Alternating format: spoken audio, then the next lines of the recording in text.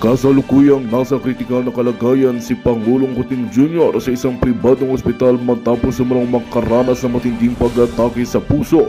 Ayon sa mga malapit na opisyal ng Malacanang, labis na naapektuhan ang Pangulo sa mga kontrobersyal na lumutang kaugnay ng umano'y katiwalian sa kanyang administrasyon. Ilang araw nang nasa headlines ng mga isyu, kabilang na ang pagkakadawit sa mga demonyo'y anuwalya at mabibigat na akusasyon na tila hindi kinaya ng kanyang katawan.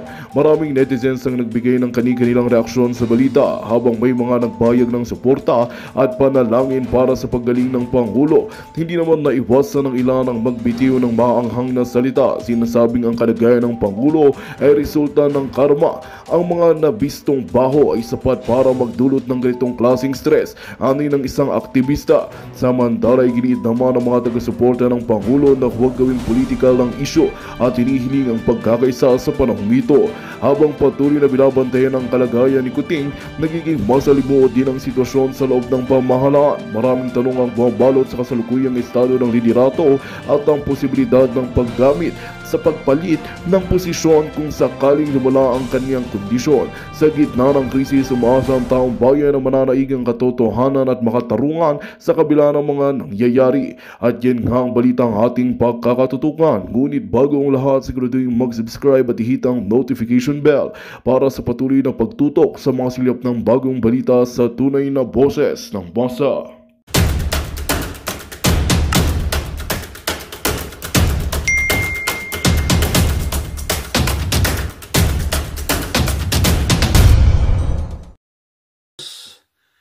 Mula sa third floor studio channel, no? Ito daw si Mel Robles, natanggal na siya bilang PCSO General Manager. Gaano ito katotoo? Yun po ang pag-usapan natin. Okay, pakinggan natin ang balitang ito galing mismo sa third floor studio. Live kaagad habang on the road kami, on the road with the front runner. Mga budol na on the road with the front runner, parang Diyos ko po, ginamit lahat ng tao. Kasi may natanggap kami informasyon, mainit-init pa. Kasing init ng ulo ni Pamela. Kasi naman, nagmamaneho po, magbabasa ng comments, yuyo ko titingin sa list, kahit sino. Loko ka pala eh. Pakinga po. Kung tumuloy-tuloy yung plansyado kong buko.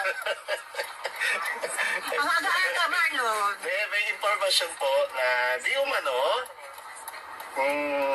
hindi na raw si Mr. Mel Robles ang General Manager ngayon ng Philippine Charity Sweepstakes Office. Kundi, di umano, pinalitan na raw siya ni PCSO Board Member Judge Felix Berto Reyes. Tama ba? So, maka-admin tong board member na to? Alam mo, diba? Sila rin rin yata yan. ang kumuha niyan. So, tapos, si board member o bagong GM, incoming GM. Dating alam ko, dating Marikina Judge. At sure paki-correct na lang po. Check ko lang yung detalye. What led to the ligwak? Felix. Ligwak. Hindi pa natin alam. Basta Ay yun nako, lang. wag mong May bago ganda. ng... Ligwak, pinalitan, nag-resign, hindi totoo yan. Ito ay isang paglilinis in preparation na merong mabangong masabi Siyempre, sa zona. kung nag-resign, subtle way of saying na, alam mo yun, na pinalitan siya, nag-resign.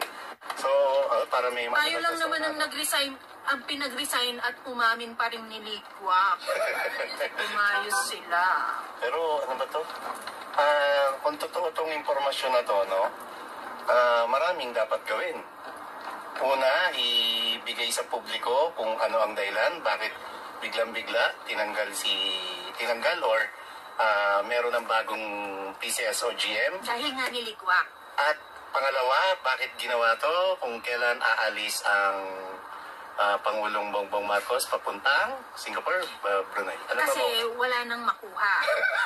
may tagasagot agad. Wala nang magiging loan debtor. Babalik niyan sa tig 20 mil na lang ang panahon. Okay. Pangatlo, may hinto na lang yung pagka hindi na GM si Mel Robles, gano'n na lang yon. Wala na mangyayaring investigasyon tungkol dun sa sunod-sunod na panalo ng mga loan better sa loto. Paano may imbestiga tao din nila ang COA? Uy, sino ba yun? Sino yung nagsasalita? Ala, Pero balik tingnan natin, no, yung announcement, OP, no, under ng Office of the President ang PCSO. So, Siyempre, dapat, income no, generating, di under ng OP. Ganun ba yun? I'm sure. Ano ba to? Hindi. So, tingnan natin kung ilalabas tong palitan kuno sa PCSO ng kung maglalabas din ng statement dito ang PCO naman or itatago ba nila sa publiko to? Sabi ni Arbil, too late na palitan na dahil nasimot na ang pera, Tomo.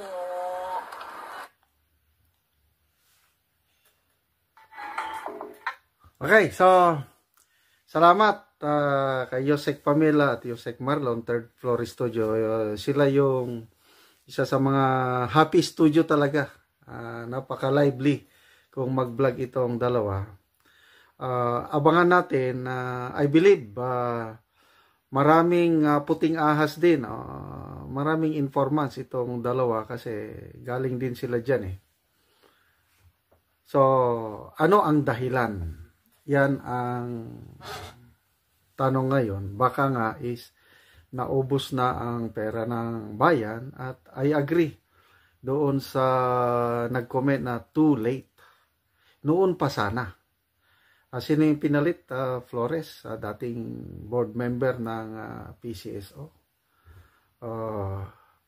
Alam nyo, may subscriber ako, nag-message sa akin nga, General, dito sa amin, kawawa na ang mga pasyente, yung mga kapuspalad, na noon, maraming tulong nakukuha sa PCSO. Ngayon daw, wala na. Kung meron man, limitado na. At kasi, maliit na ang pondo, yung pantulong na pondo ng PCSO. So, raming natutulungan. Alam ko ito nung nasa serbisyo pa ako. Punta ko sa mga hospital ng gobyerno. Nalaman ko na lang na halos walang binayaran yung mga kapuspalad kasi nga yung tulong ng PCSO.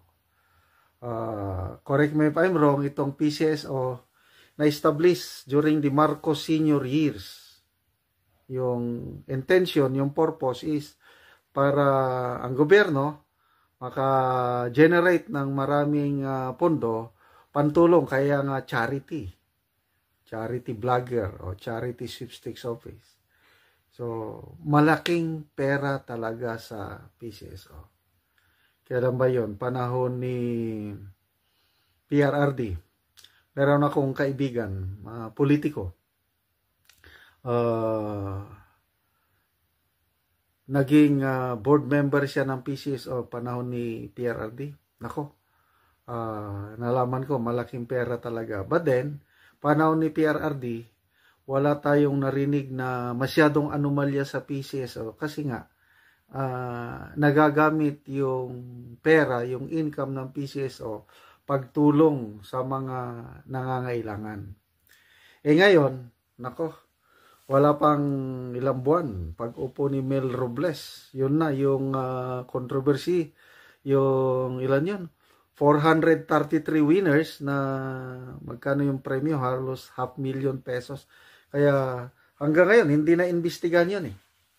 At malala ko yung revelasyon ni Attorney Vic, yung kwento na yung appointment ni Mel Robles as PCSO manager hindi lumusot kay Attorney Vic. Kaya yun ang isang dahilan na may nagalit kay Attorney Vic. Dahil nagalit sa kanya yung taong yun, napilitan siyang nag-resign.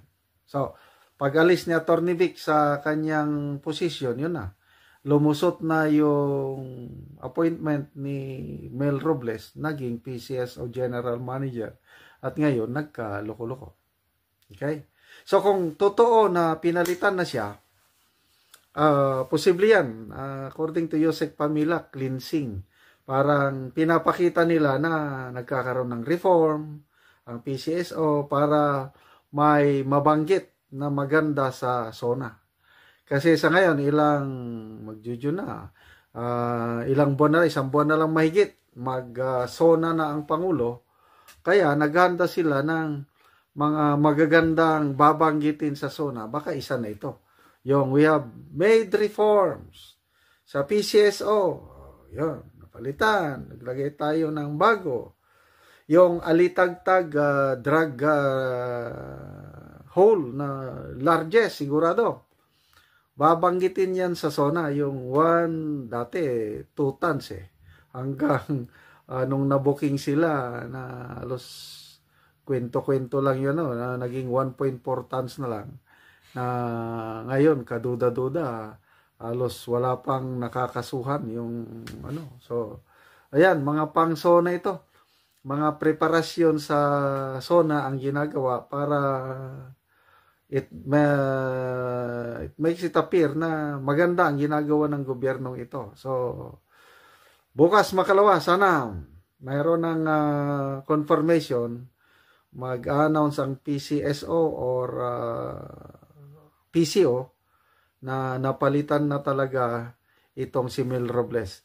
Good news yan kung napalitan, at sana ang ipinalit yung matino na, yung talagang sundin niya yung charter ng PCSO na fair lang ang labanan, wala yung pabor-pabor, at gagamitin yung income ng PCSO pagtulong sa mga nangangailangan, kasi marami talagang matutulungan ng PCSO kung gawin lang nila ng tama. So, salamat. Third Floor Studio, Yosek Pamela and Yosek Marlon. Ituloy nyo lang po yung ganyang pagbabalita. Hindi po kami titigil hanggang hindi po natin nakikita ang katotohanan kung sino nasa likod po nito. Sige, makakaano na po kayo, makakapag-proceed na po kayo.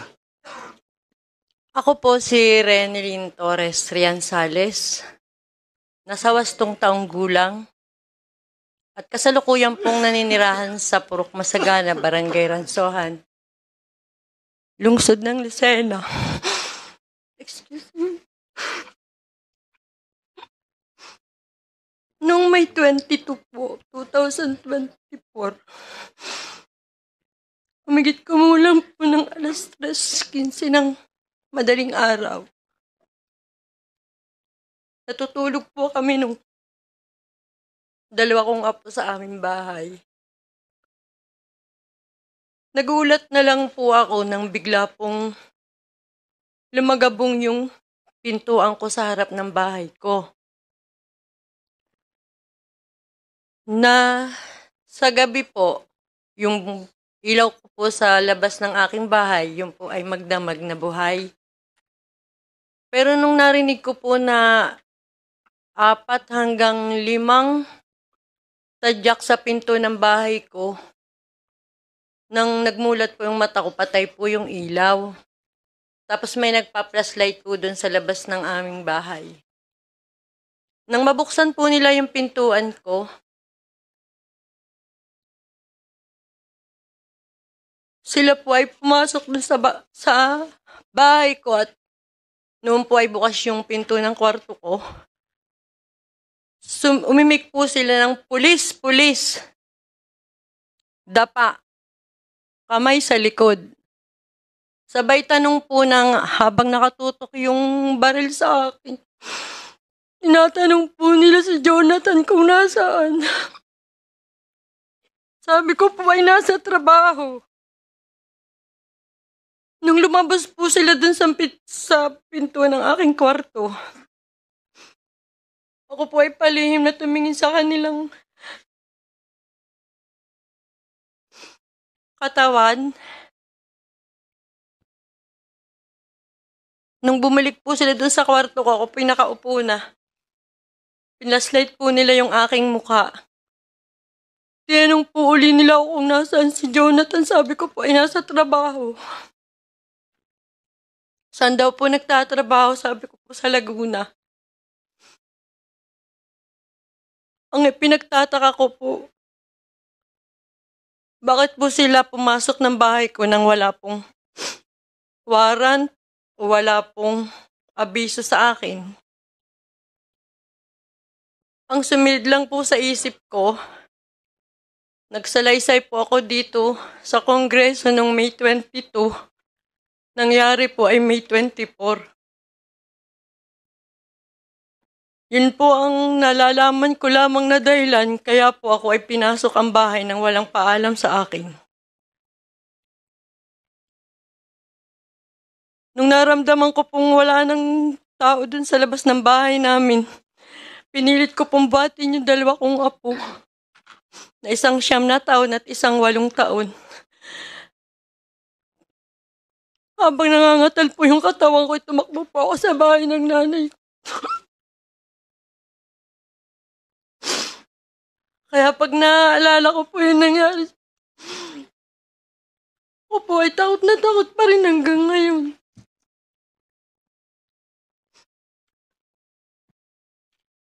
Ako po ay nananawagan sa hepe po ng national. Sana po ay mapadali po yung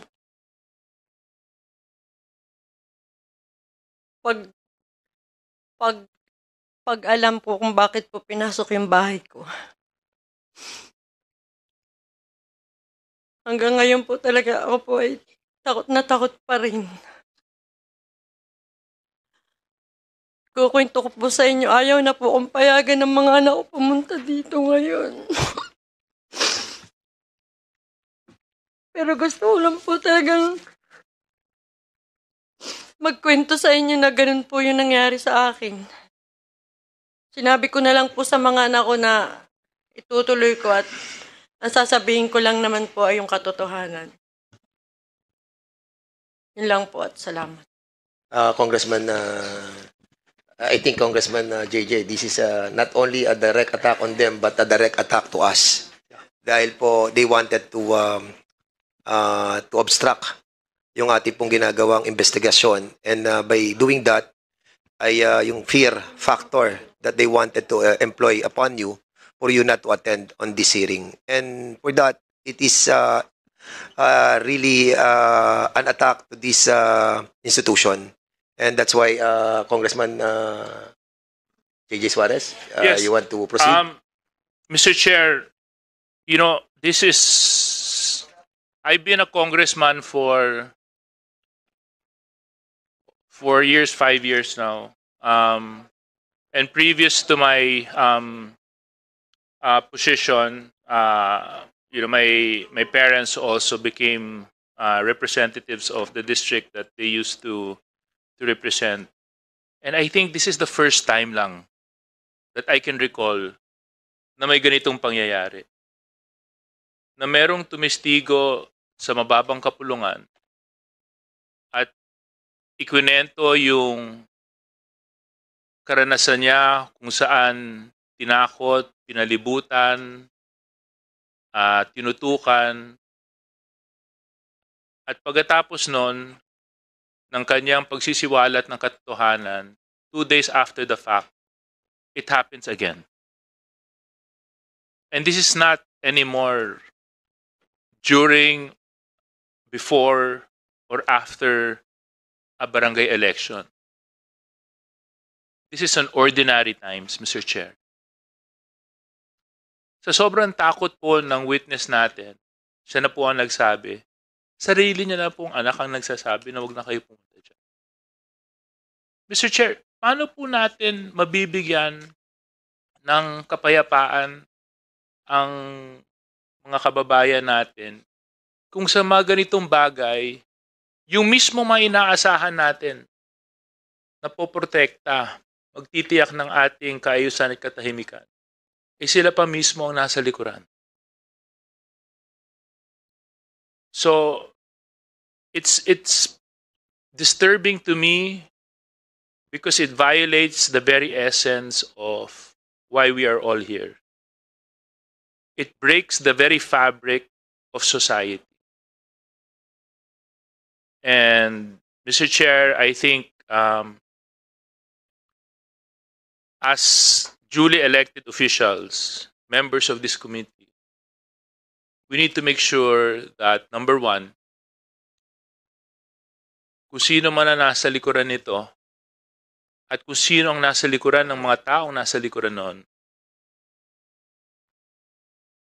ay mabigyan po talaga ng tamang hustisya.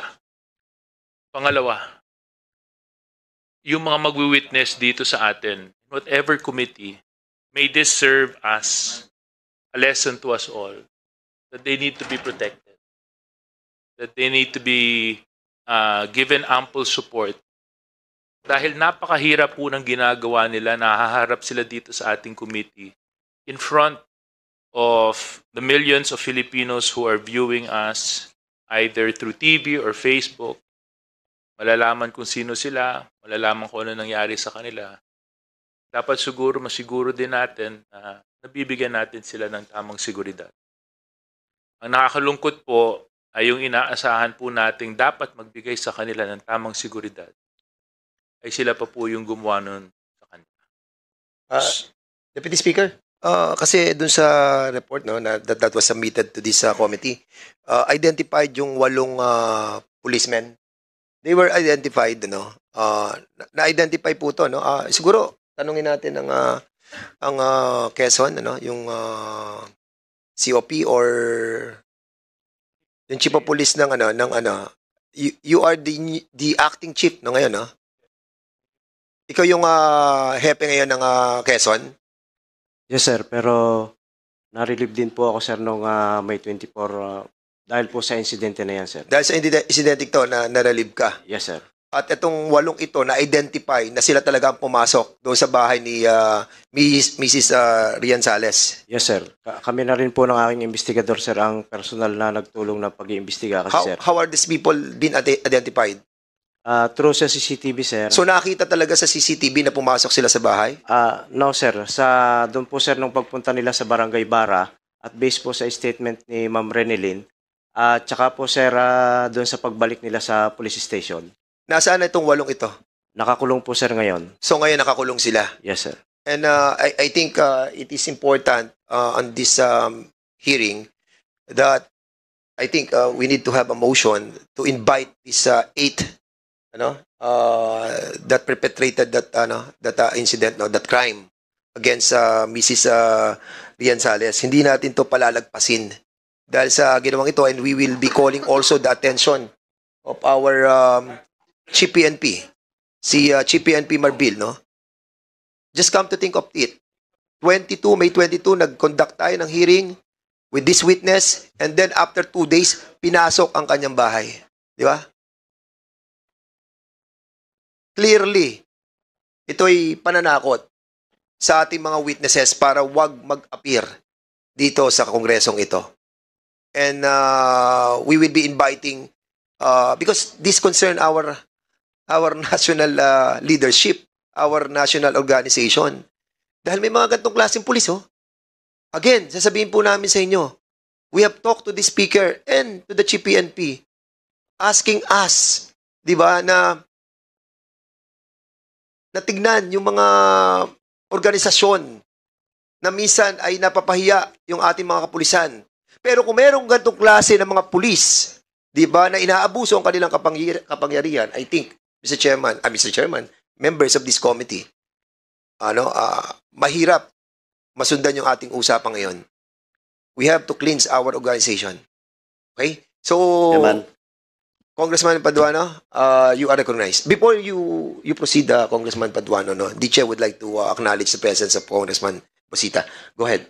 Thank you, Mr. Chair. Just a quick manifestation, Mr. Chairman. This is what happened with the witness. It's not. Magandang balita ang hatid namin sa inyo ngayong araw. Sa pagtatapos ng aming balitaan, nagbigay kami ng mga mahalagang impormasyon. Maraming salamat sa pagtutok at pagsuporta sa aming programa. Huwag kalimutang manatili sa mga susunod na araw para sa mga bagong balita at mga kwento na dapat nating abangan. Mula sa Boses ng Masa, magandang araw, Pilipinas!